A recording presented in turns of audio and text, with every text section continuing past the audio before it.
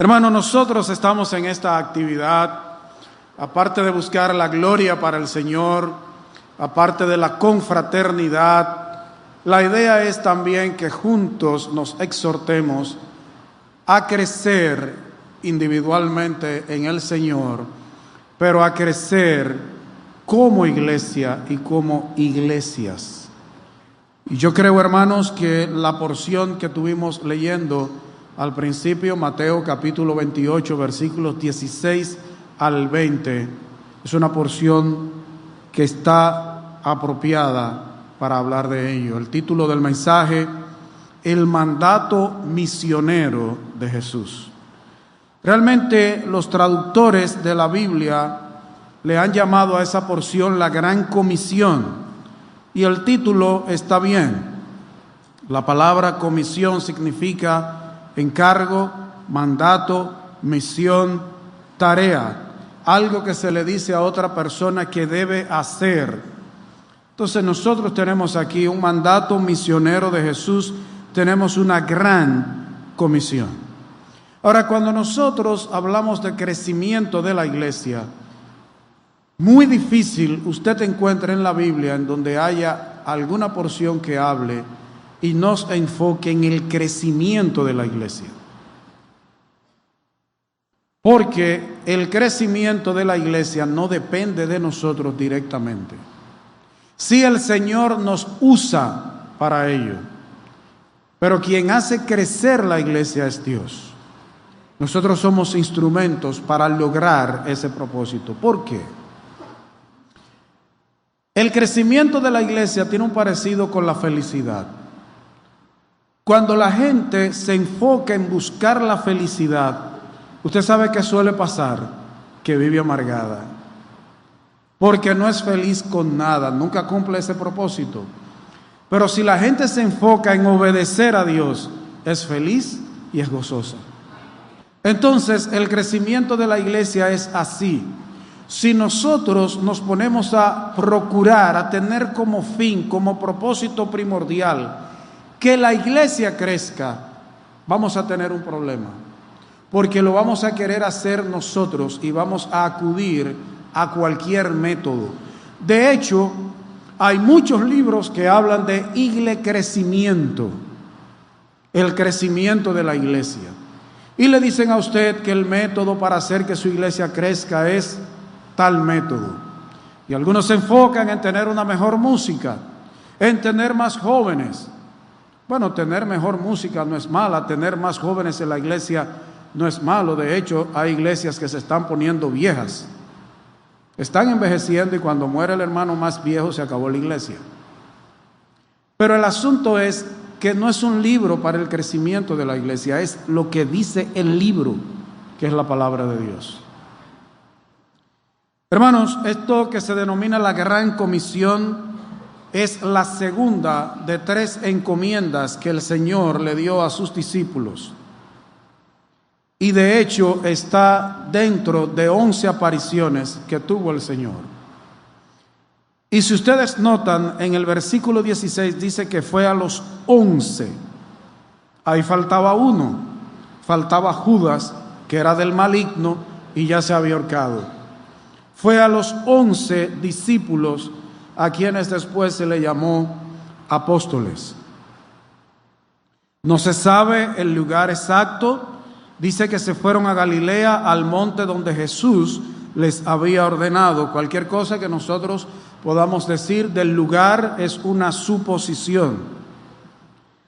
Al haber terminado la historia de lo que ha pasado en el programa de Dios para su pueblo Israel, Mateo explica, guiado por el Espíritu Santo, cómo aquellos que han seguido a Jesús entran en el programa de Dios que era para su época y para nuestra época.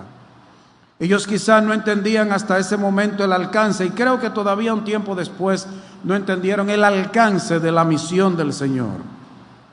Jesús, antes de partir, les explica hasta dónde llega la misión que Él tiene para ellos. Él se lo explicó, los introdujo en ello y les dijo que su misión no era solo para el presente, sino que era para el futuro. Pero antes de nosotros entrar en la gran comisión, como decía el hermano Amós hablando anoche de la oración de Jabes en 1 Crónicas 4, la gente se enfoca en el versículo 10 y se olvida de los antecedentes en el versículo 9. Pues en la gran comisión la gente se basa mucho en los versículos 19 y 20, pero se olvida de que la gran comisión comienza antes. Y en esta porción específicamente de la Biblia Reina Valera que usted y yo tenemos, inicia en el versículo 16, que dice: pero los 11 discípulos se fueron a Galilea, al monte donde Jesús les había ordenado.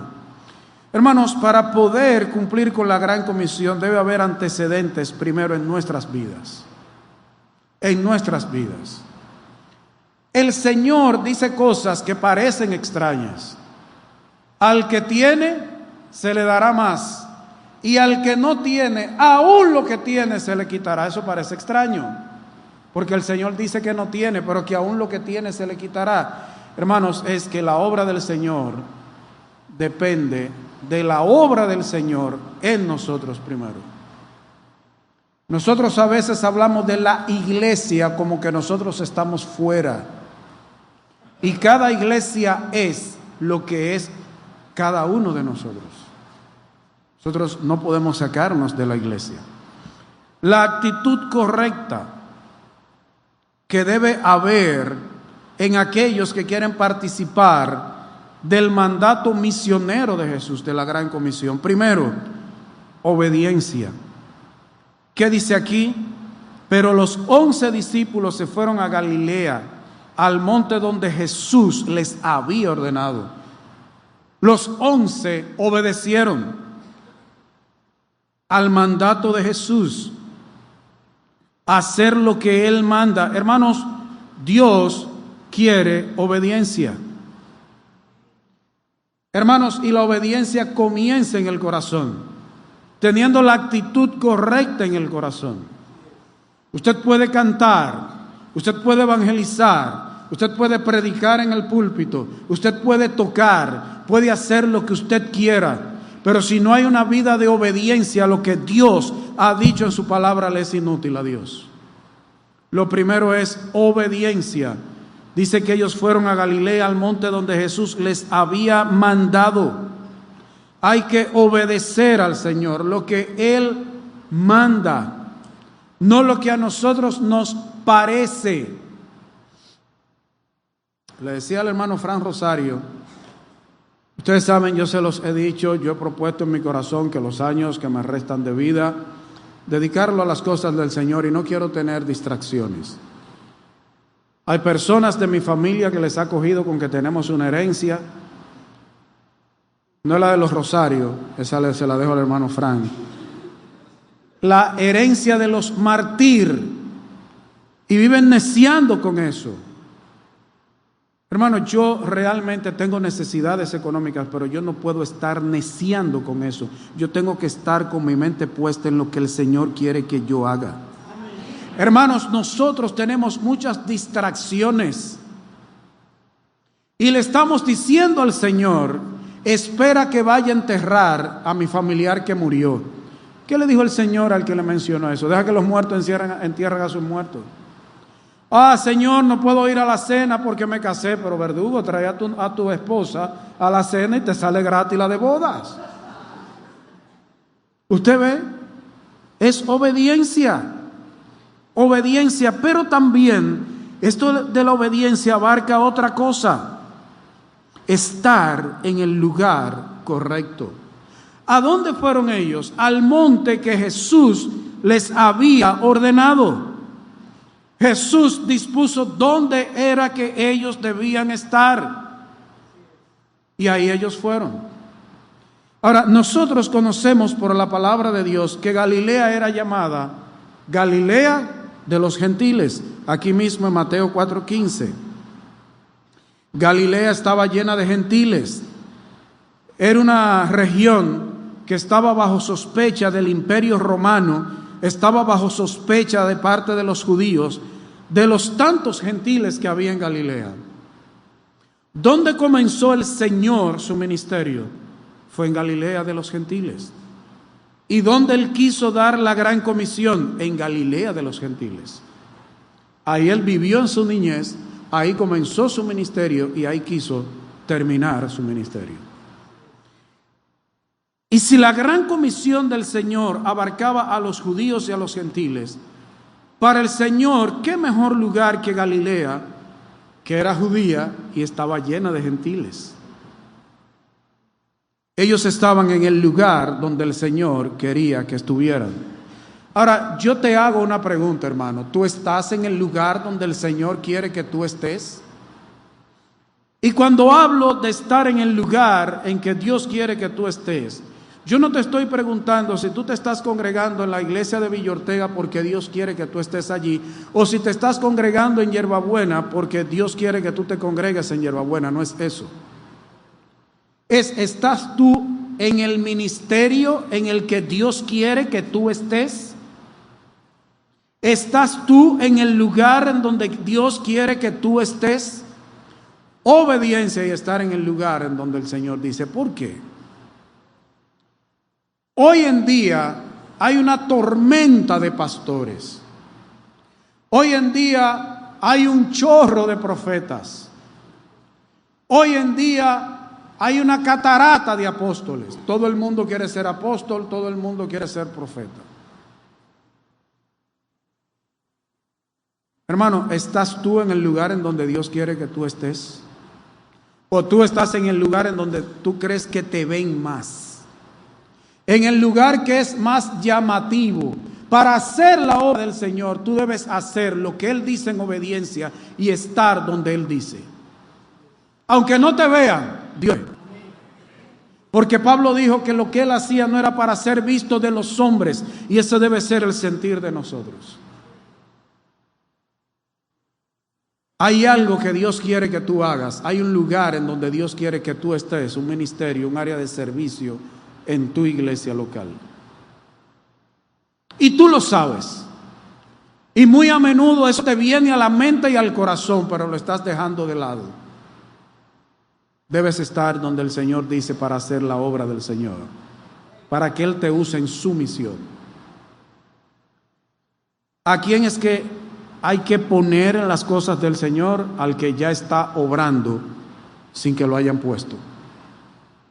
Aquel que el pastor quizás no lo ha tomado en cuenta, los diáconos no lo han tomado en cuenta, ninguna directiva lo ha tomado en cuenta, pero él está haciendo lo que Dios quiere que él haga, aunque los hombres no lo vean. A ese Dios un día va a decir: yo lo quiero ahí, en tal sitio. Porque hay gente que está en nada en las iglesias, calentando asientos, calentando bancos, pero quieren que los pongan a hacer cosas. Ponte a hacer para que Dios te dé más, porque si no estás haciendo aún lo que tienes, el Señor te lo va a quitar. Obediencia, estar en el lugar correcto. Pero ¿qué dice el versículo 17?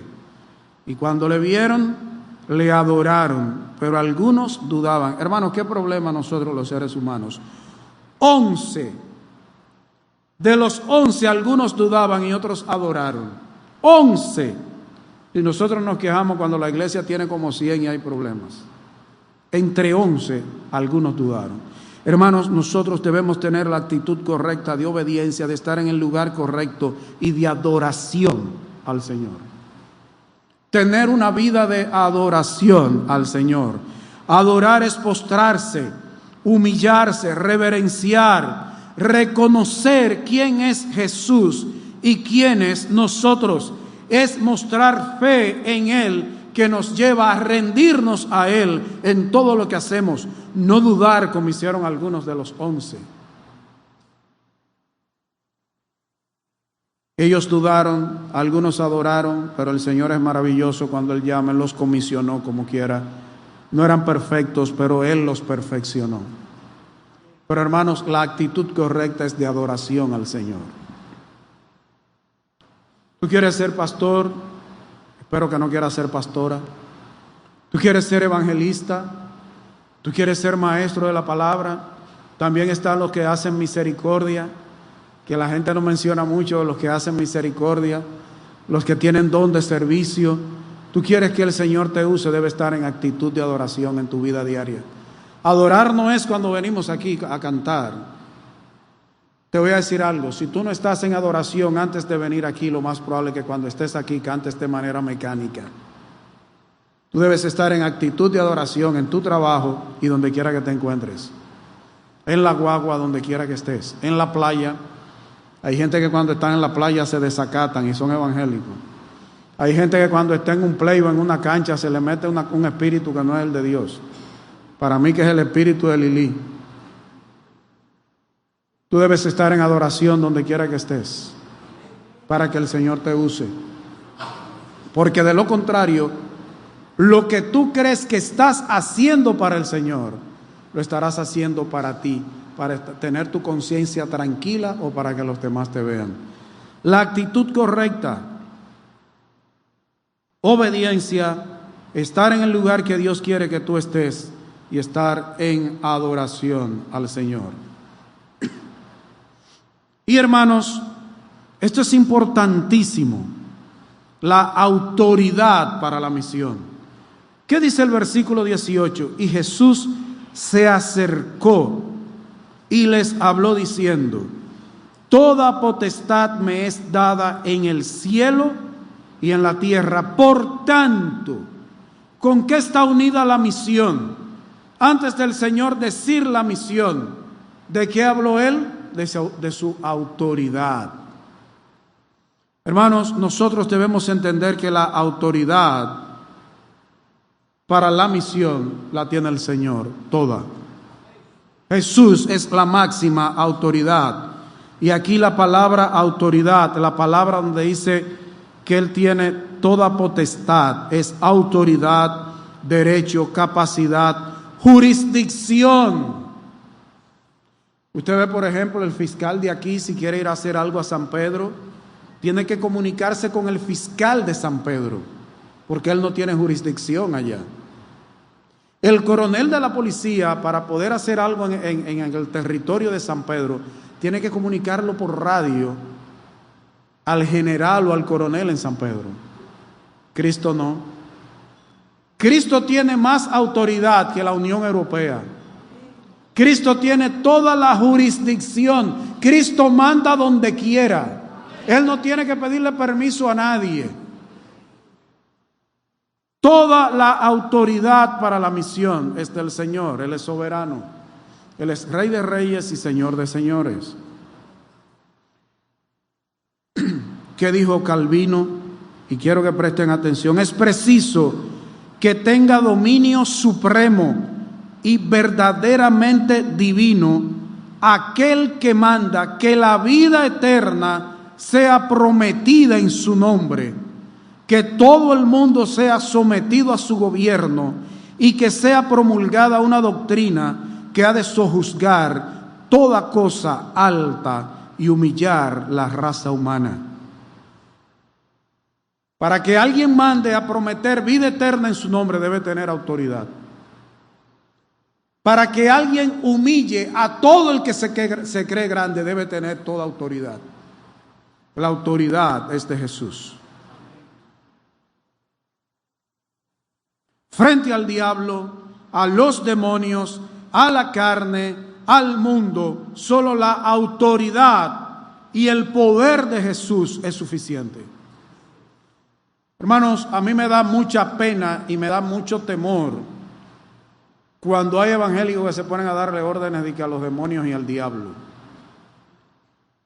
Y de que le pisan la cabeza. Pero usted es Jesús. Porque al que se prometió en Génesis, la simiente de la mujer es Cristo, no es usted. No soy yo de que te piso. Al que dice que tiene al diablo pisado, lo más probable es que el diablo sea que lo tenga él pisado y no se da cuenta. Lo tenga engañado. Ahí nosotros encontramos a los hijos de Esceva en Hechos capítulo 19, versículos 13 al 17. Hechos 19, 13 al 17. Dice: pero algunos de los judíos, exorcistas ambulantes, andaban sacando demonios, intentaron invocar el nombre del Señor Jesús sobre los que tenían espíritus malos, diciendo: os conjuro por Jesús, el que predica Pablo, no el que predico yo, el que predica Pablo, ellos eran impíos. Había 7 hijos de un tal Esceva, judío, jefe de los sacerdotes, que hacían estos. Y fíjese, eran hijos de un jefe de los sacerdotes. Pero respondiendo el espíritu malo dijo: a Jesús conozco y sé quién es Pablo, pero vosotros, ¿quiénes sois? Y el hombre en quien estaba el espíritu malo, saltando sobre ellos y dominándolos, pudo más que ellos, de tal manera que huyeron de aquella casa desnudos y heridos. Y esto fue notorio a todos los que habitaban en Éfeso, así judíos como griegos, y tuvieron temor todos ellos, y era magnificado el nombre del Señor Jesús. ¿Qué nombre usaron ellos? El nombre de Jesús, pero el que predica Pablo. Ellos eran incrédulos. ¿Qué hizo el demonio? Les brincó, hermano. Les brincó. Salieron heridos y desnudos.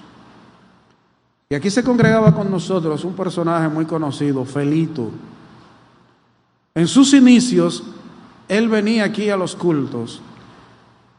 Y él me dice que en uno de esos arranques que él le dio, el papá le llevó un brujo. Y él contándome, yo sentado ahí en un momento de oración, yo muy muchacho, medio jucho, y me dice: mi papá llevó un brujo, y el brujo se trancó conmigo en la habitación. Y yo le pregunté: ¿tú eres hijo de Dios o hijo del diablo? Y cuando él me dijo que era brujo, le brinqué, y tuvo que romper la puerta para salir.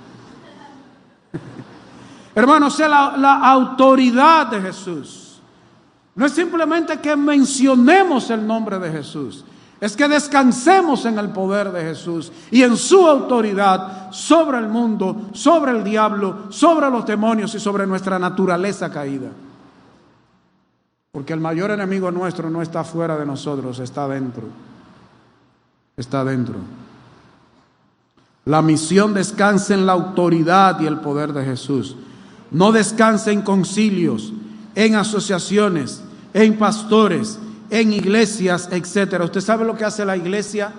Reconoce el llamado de Dios en una persona y le encomienda. Se debe partir de una iglesia local.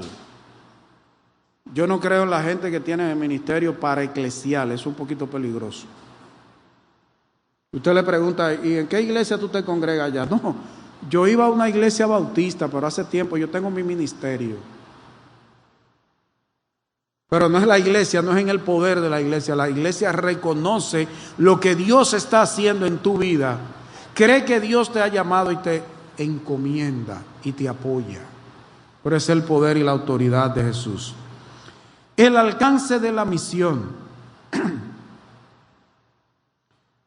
Dice: por tanto, id y haced discípulos a todas las naciones. Perdón, el mandamiento primero. Volé. Por tanto, id y haced discípulos a todas las naciones. ¿Cuál es el mandato? El mandato primero es ir. Y aquí ir es marchar, salir, seguir haciendo eso. Déjeme decirle que aunque en castellano está en imperativo, id, realmente en griego no está en imperativo. El que está como mandato es hacer, haced. En griego es salir continuamente. El Señor nos manda a ir, no a esperar ellos que los incrédulos los buscaran. Hermanos, el mandato es a ir, es a salir. Hermanos, estar en esas sillas es cómodo.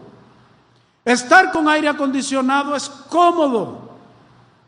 Tener sonido que usted escucha bien es cómodo. Pero la misión no es aquí adentro, es afuera. Podemos invitar a alguien a un culto. Hermano, las prostitutas están afuera. Los ladrones, el que no está preso, está afuera. Las lesbianas, los homosexuales, es en el mundo que están, no es en el culto, aunque venga un invitado. Es afuera. Hermanos, debemos dejar la comodidad, verdad, nosotros estamos muy cómodos en nuestros templos. Estos templos no es para venir a dormir aquí, a menos que sean niños. El adulto que se duerme aquí tiene un problema. De hecho, algunos se duermen. Es a buscarlos, es a ir, es a marchar, es a salir a buscarlos ahí que están. ¿Usted quiere que la iglesia crezca? No es haciendo prosélito. ¿Usted sabe lo que es hacer un prosélito? Hermano, mire, la idea es que crezca la iglesia de Cristo, no mi iglesia local. Mire por qué. Porque esto se puede llenar de gente que no pertenezca a la iglesia de Cristo. Entonces hay gente que va y saca uno de otra iglesia y lo trae, y que congrégate allá en la mía. No, no es que se congregue en mi iglesia, es que se arrepiente y se convierta. Y si el Señor lo trae y se congrega aquí, amén. Pero es para el reino de los cielos. Es para el reino de los cielos, pero es afuera que están. Afuera. Hermano, ¿usted sabía que hay tribus todavía que tienen un hueso atravesado en la nariz y que no usan ropa? Ni hombres ni mujeres que nunca han escuchado el evangelio porque nadie se les puede acercar, los matan. De hecho, les conté en una ocasión que mataron a un misionero a flechazo. Él ni siquiera llegó a la playa. Nunca han podido rescatar el cadáver de ese joven porque nadie se puede acercar ahí. Cuando sobrevuelan en helicóptero les tiran flechas. No sé qué ellos se imaginan que es eso, un pájaro más grande que hay. Hermanos, es afuera. De hecho, hay unas islas aquí en América que los indígenas se comieron a los primeros misioneros que llegaron. Se los comieron. El hijo de uno de esos misioneros fue y a él no se lo comieron. ¿Sabe por qué? El primer convertido fue el jefe de la tribu y él le contó que se había comido a su papá. Él le contó: yo me comí a tu padre. ¿Y sabe por qué esa tribu no mató al hijo después de la gracia y el favor de Dios? Porque mientras ellos masacraban a esos misioneros, el testimonio que ellos les dieron al momento de morir les llamó la atención. La forma en que murieron. Y ellos querían saber por qué ellos actuaron así y le permitieron a su hijo que entrara. Y ese hijo ganó al jefe de la tribu y por ahí la tribu entera se convirtió. Es ir. Pero el mandato también es hacer discípulos. ¿Usted sabe cuál es uno de los problemas que hay con el crecimiento de la iglesia? Que creemos que Dios nos llamó a ser convertidos. Es discípulos. Y hay una diferencia en ello. ¿Usted sabe lo que significa hacer discípulo? Parece extraño, hermanos.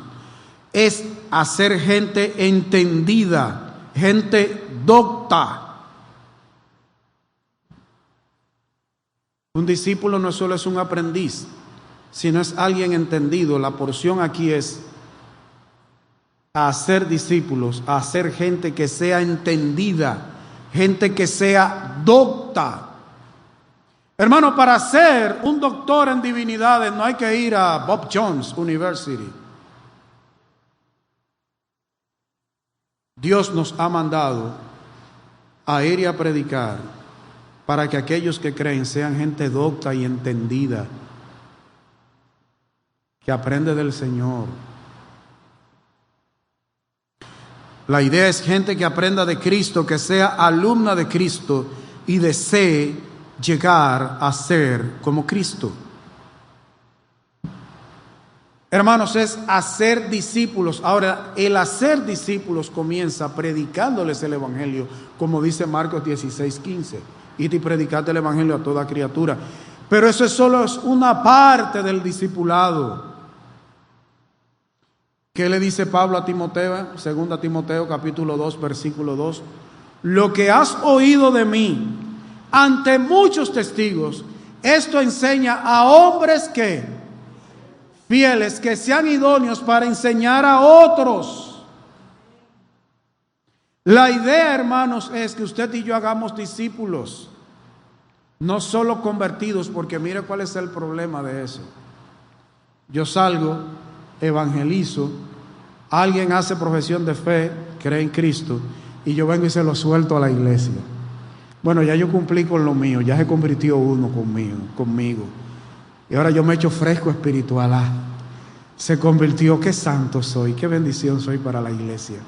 Ahora otro que se ocupe de él. Ocúpate tú. El discipulado es acompañamiento. Es que yo a ese que hizo profesión de fe, a ese que se arrepintió y se convirtió, y tome tiempo para orar con esa persona y estudiar la Biblia con esa persona. No es para darle 12 lecciones. El discipulado no termina cuando usted termina el librito, 12 botellas de leche. Ya se bebió sus 12 botellas de leche, le salieron sus primeros dientecitos y ya camina. No es así. Es acompañar a esa persona hasta que esa persona ella misma comience a acompañar a otros. Usted sabe lo que somos usted y yo, discípulos que debemos estar haciendo otros discípulos. ¿Usted cree que nosotros terminamos de aprender? Hermanos, si usted y yo hubiéramos terminado de aprender, tendríamos una aureola en la cabeza. Tendríamos como esa luz que nos saldría de la cabeza así. Y cuando llegáramos al templo se oiría una musiquita. Y los ángeles cantarían. No, hermano, ninguno de nosotros es lo que debe ser, ni ha llegado a donde debe llegar. Pero tenemos que ocuparnos de ayudar a otros a que lleguen ahí junto con nosotros. El mandato es ir, marchar, salir, hacer discípulos.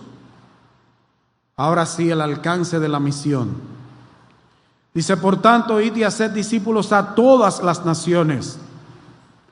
La expresión a todas las naciones, en el griego la idea es de todas las naciones. Es que vayamos a todas las naciones.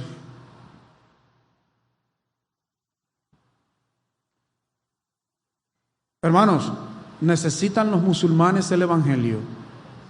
Sí, hermanos, necesitan los musulmanes el evangelio. ¿Los budistas necesitan el evangelio?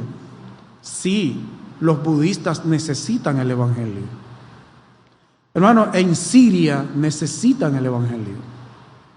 Allá hay una guerra encarnizada. En Turquía necesitan el evangelio. En China, en Corea necesitan el evangelio. En Haití, en Atomayor, la gente de tu barrio. Hermanos, se necesita gente que vaya a todas las naciones. ¿De dónde vinieron los misioneros aquí? La mayoría vinieron de Estados Unidos. Hermanos, los norteamericanos necesitan que nosotros vayamos como misioneros allá.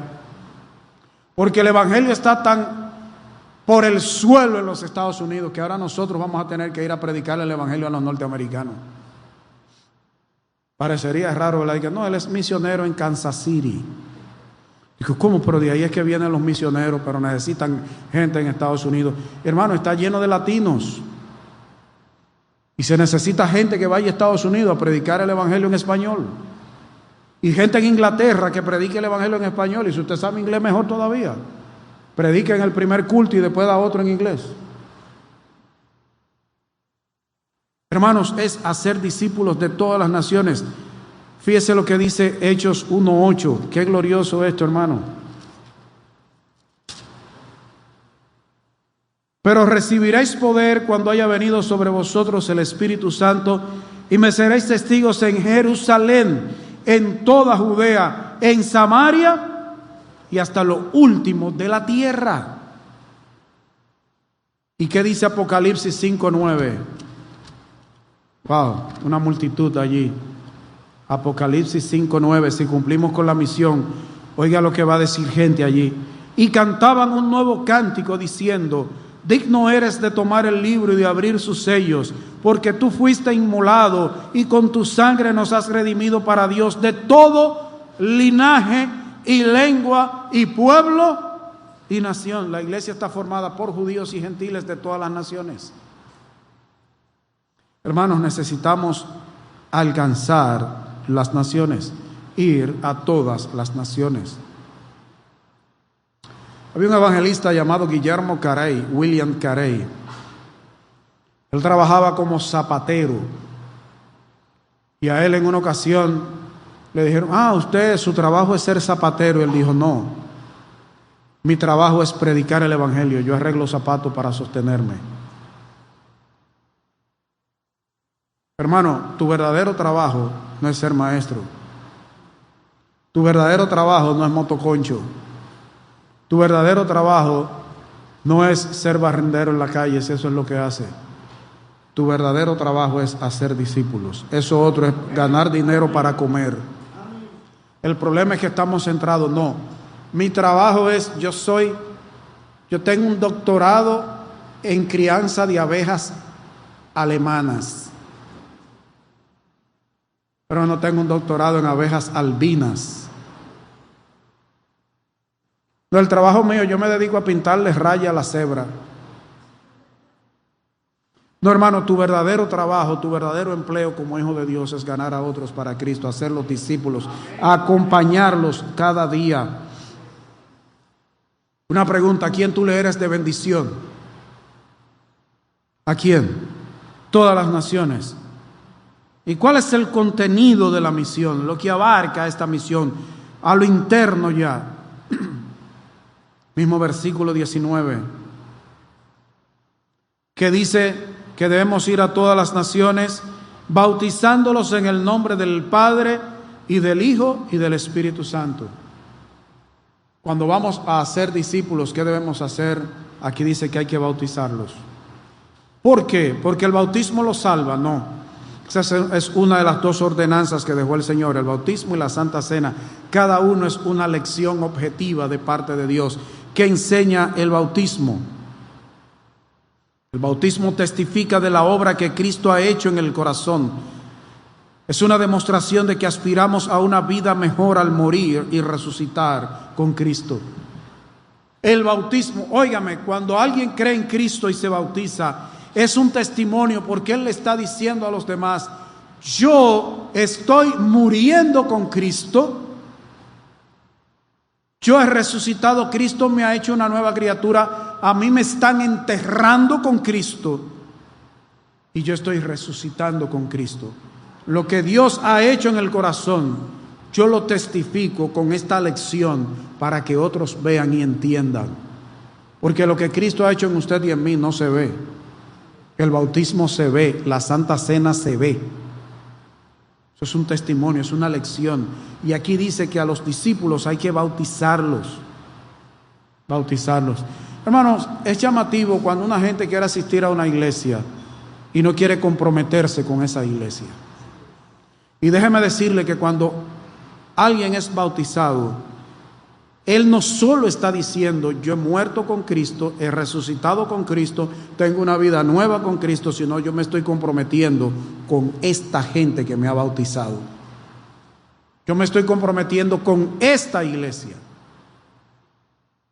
Y hay gente que dice, no, pero a mí nunca me han preguntado si yo me quiero bautizar. Y tú te has acercado al pastor y decirle, pastor, a mí no me han bautizado. Pasa que es muy bueno decir, el pastor nunca me ha buscado.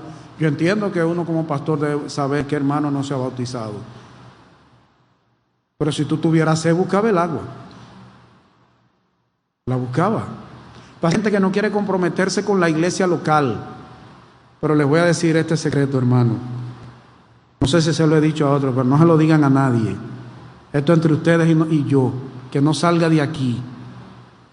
Si usted asiste regularmente a una iglesia, aunque no se haya bautizado y no esté en la lista de miembros, usted está bajo el ministerio de esa iglesia. Así que no crea que si no se bautiza, de que no, yo puedo hacer lo que yo quiera, pero total, yo no me he bautizado. Si usted ya es asiduo en esa iglesia, el pastor de esa iglesia tiene derecho a decirle, ven acá, mira, la Biblia dice aquí, confrontarlo a usted con la palabra. Ahora, usted no quiere tener compromiso con una iglesia, no sentirse parte de una iglesia, o se convierte o se va. Váyase para otro sitio, váyase a un mano a mano por ahí, a cualquier otra cosa. No se congregue. Hay que bautizar. Pero miren qué interesante. ¿Qué dice el versículo 20? Enseñándoles que guarden todas las cosas que os he mandado. Aparte de bautizar, ¿qué compromiso tenemos al nosotros hacer la misión de Dios? A todo el que cree, enseñarle todo lo que el Señor ha mandado, enseñarle a obedecer al Señor. ¿Quién es Cristo? El Señor. Y hay gente que dice, Cristo es mi Salvador, Él no es mi Señor. Entonces tampoco es lo otro. Tampoco es lo otro. Usted no puede dividir a Cristo. Cristo es indivisible. Bueno, Cristo de la cintura para arriba es mi Salvador. De la cintura para abajo es mi Señor. Bueno, el lóbulo izquierdo de Cristo es mi Salvador. El lóbulo derecho es mi Señor. Yo vivo con el lóbulo derecho del Señor. No. Es un solo cerebro. Es un solo Cristo, es un solo Señor. ¿En quién es que se cree? En el Señor Jesucristo. Cree en el Señor y será salvo. ¿En quién es que se cree? En el Señor. Entonces a los cristianos hay que enseñarles a obedecer al Señor, no a vivir como les da la gana. Y la iglesia está llena de gente que cree que es cristiana y puede vivir como le da su voluntad. Al que quiere vivir como le da su voluntad, lo más probable es que no haya creído en Cristo. Porque Cristo o es tu Salvador y tu Señor o es nada en ti. Y si Cristo ahora no es tu Señor y Salvador y mueres así, será tu juez. Será tu juez. Entonces es enseñar todas las cosas que el Señor ha mandado. Es adoctrinar en la obediencia.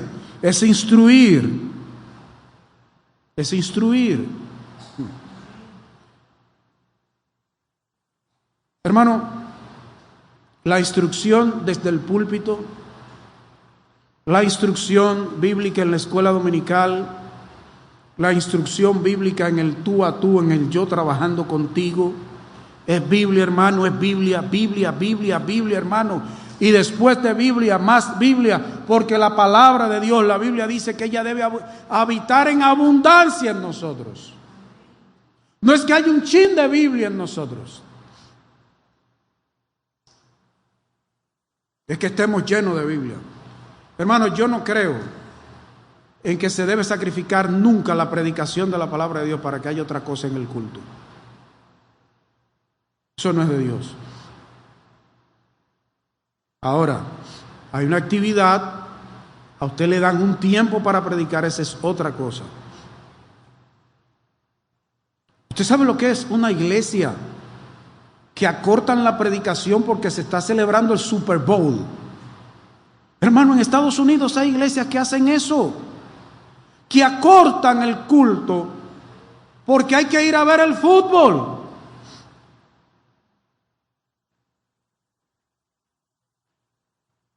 Yo he tenido que pedirle perdón al Señor en mis 39 años, casi, bueno, ya en mayo 40 de cristiano, porque hermano, esas cosas a mí me encienden. Y yo he tenido que decirle al Señor, sí, yo entiendo, Señor, yo no soy mejor que ellos. Ellos pecan en una cosa y yo en otra. Pero hermano, usted sabe lo que es una predicación. Y que mientras está la predicación, en la pantalla tienen el Super Bowl, que están proyectando el Super Bowl en la pantalla. Y ese culto es para la gloria y honra de Dios.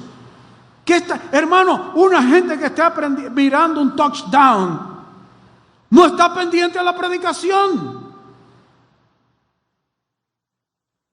Y que anotan un gol, no se paran porque...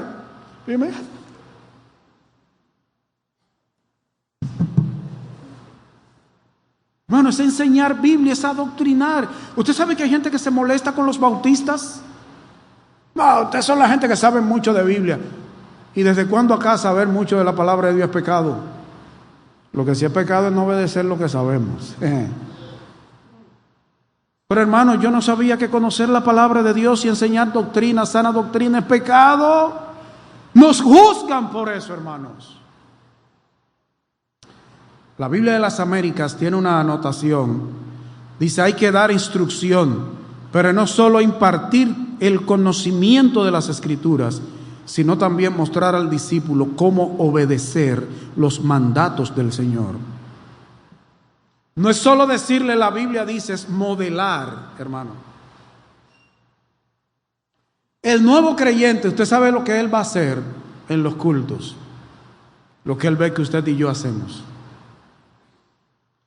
Como él vea que nosotros nos comportamos en los cultos, así mismo va a comportarse el nuevo creyente. Yo recuerdo cuando a mí me presentaron como candidato a miembro, muchachito, 18 años, 18 ya para 19.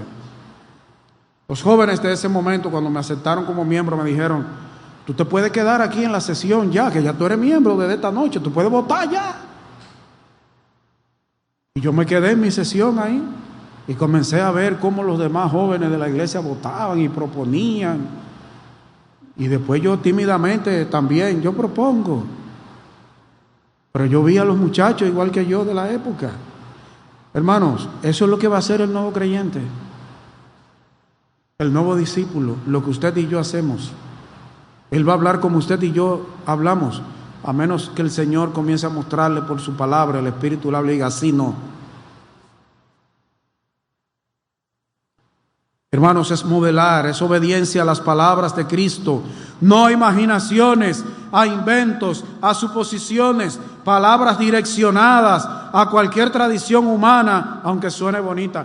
Hermanos, hay gente que tiene una capacidad, yo no termino de asombrarme de la capacidad que tiene alguna gente de inventarse frases para Facebook e Instagram.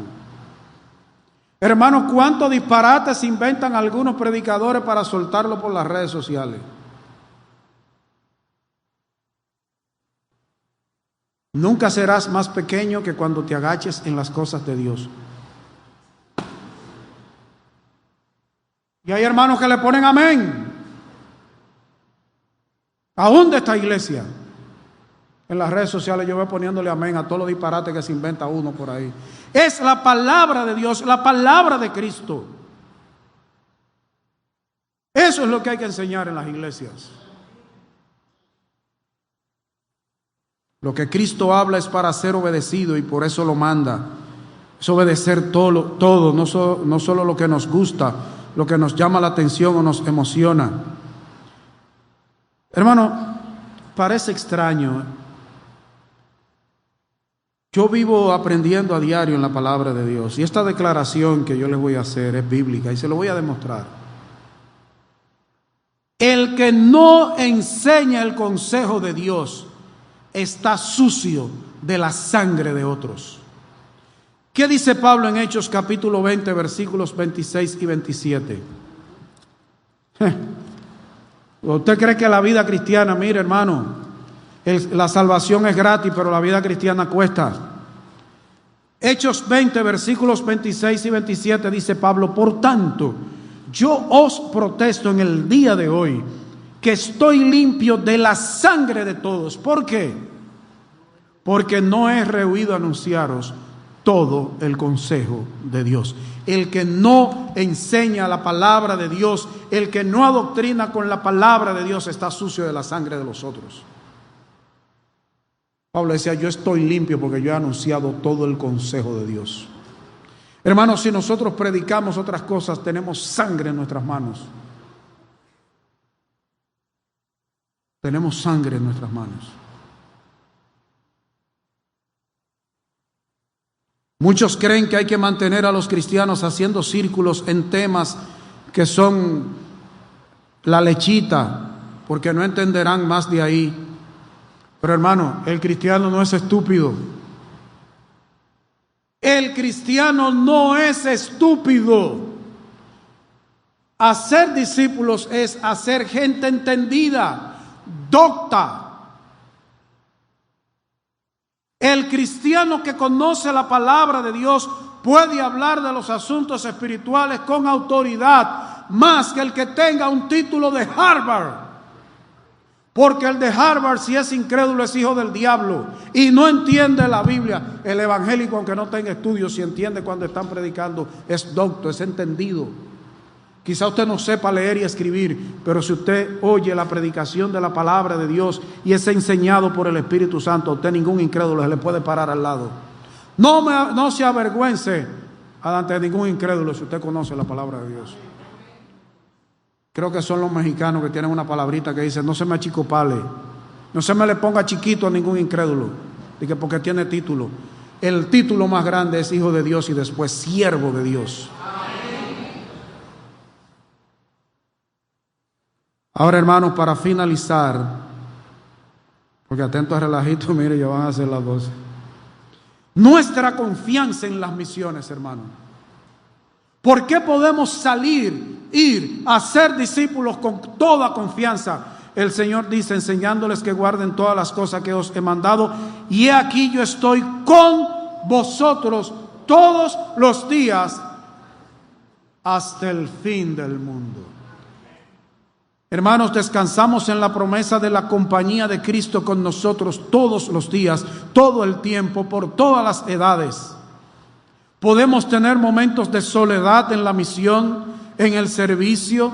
Algunos se irán de nuestro lado, como hicieron con el Señor cuando fue apresado, como sucedió con Pablo, que Demas lo dejó amando más este mundo.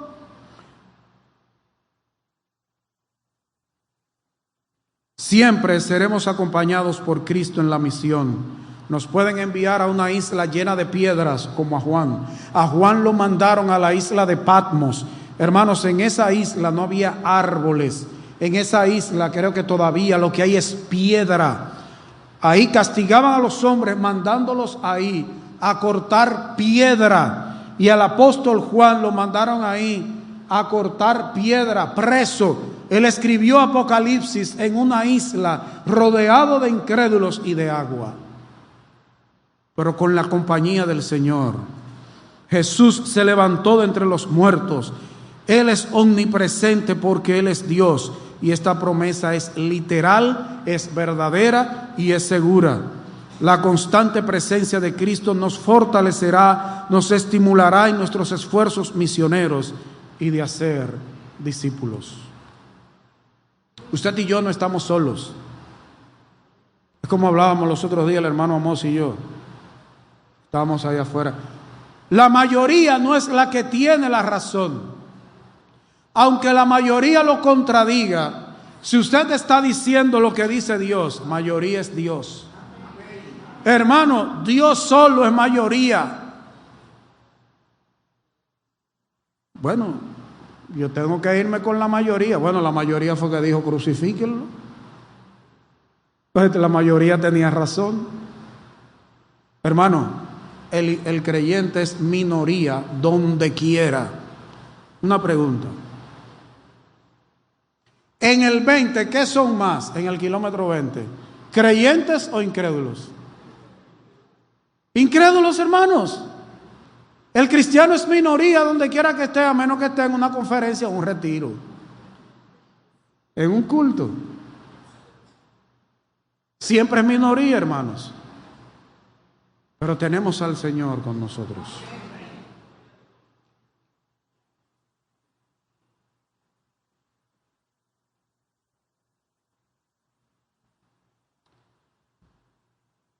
Hermanos, las iglesias que no toman la gran comisión en serio, ¿usted sabe qué pasa? Se desvanecen y mueren. De hecho, las iglesias a quienes no les importan los incrédulos, espiritualmente tienen el espíritu apagado. Pueden cantar, pueden hacer cultos, pueden hacer de todo, pueden poner luces de colores, pueden tener aquí una orquesta, pueden tener los instrumentos más caros del mundo.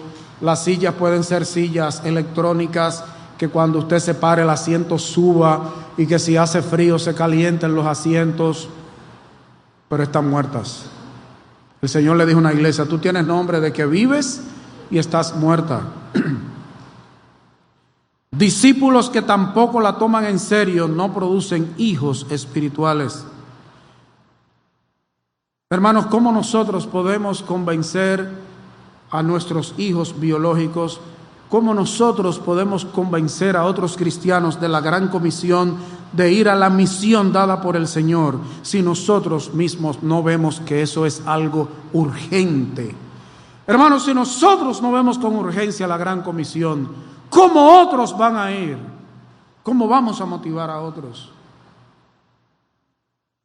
La comisión que el Señor entregó a sus discípulos fue para todas las generaciones. Cada seguidor de Jesús tiene la obligación de hacer otros discípulos más. Se debe observar que la comisión no dice hacer convertidos. La obra no estará completa hasta que el discípulo también llegue a hacer otros discípulos. ¿A cuántas personas conoces que podrían decir que han crecido espiritualmente producto del trabajo que tú has hecho en sus vidas? ¿Cuántas personas aquí en la iglesia pueden decir que dan gracias al Señor porque te usó para que crecieran espiritualmente o para llegar a los pies de Cristo? Cada cristiano, no importa cuánto tiempo o experiencia tenga en la vida cristiana, tiene algo que compartir con otros. Hermano, haga una lista de las personas que usted podría ayudar a crecer espiritualmente, para presentarles el Evangelio como el primer paso para el discipulado. O quizás es alguien que conoce a Cristo pero necesita ayuda para crecer. Mira a tu alrededor, mira en tu iglesia quién hay allí que tú puedas discipular, ayudar a crecer espiritualmente.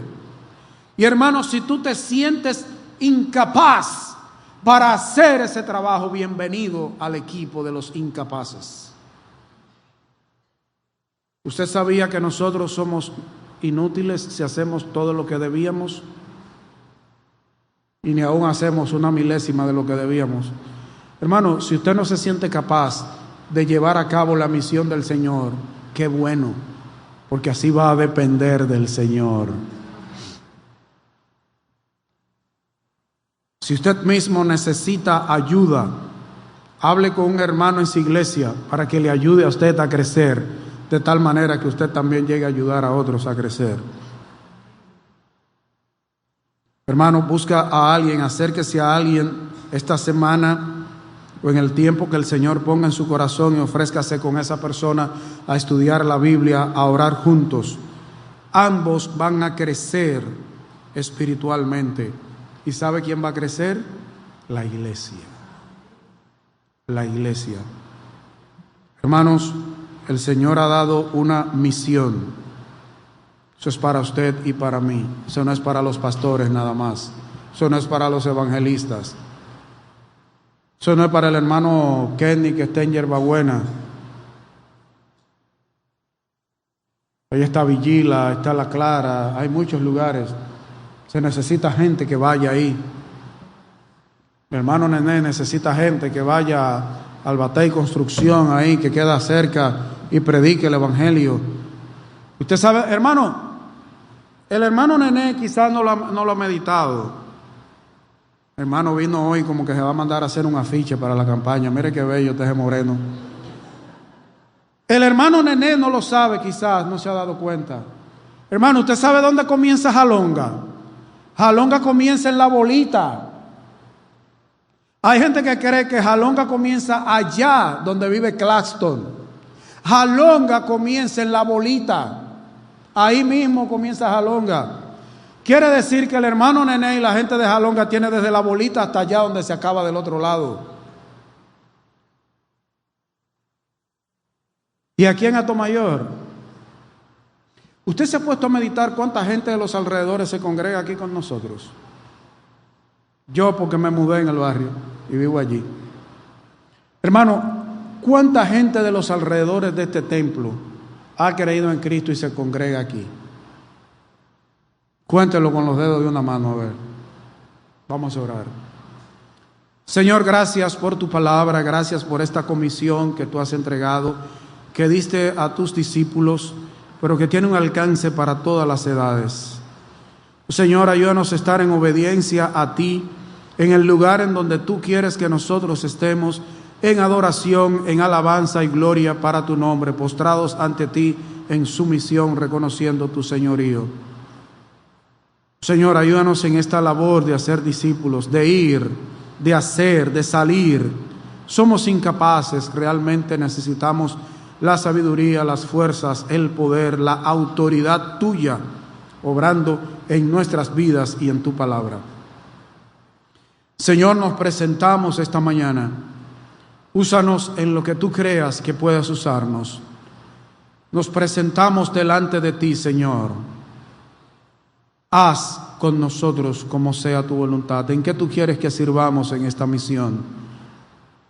Los dones que tú nos has dado, los ministerios, las áreas de servicio. Confesamos, oh Señor, nuestra desobediencia. Ayúdanos a estar dispuestos y a salir a cumplir con la gran comisión a donde tú nos mandes. En el nombre de Jesús. Amén. Dios les bendiga, hermanos.